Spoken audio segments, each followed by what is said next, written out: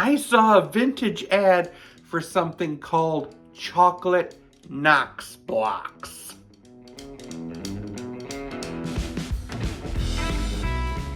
It looks so wiggly and jiggly, so I definitely gotta try it. We need a medium pan, half cup of sugar. You need a box of Knox gelatin. We'll be using all 4 packets. We need a 12-ounce bag of semi-sweet chocolate chips. Put them in. And the 4th and final ingredient is a 1.5 cups of cold water. Stir constantly over low heat for about 5 minutes until that chocolate is melted.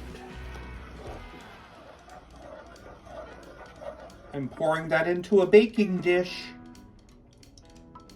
And then you just chill until it's set.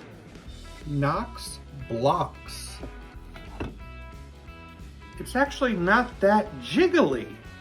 It's kind of firm and it feels really exciting.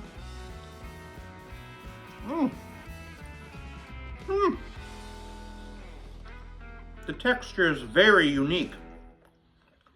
And the taste is pretty darn good. This vintage recipe is a winner. I got a clock implanted in my brain. And I've been having second thoughts ever since.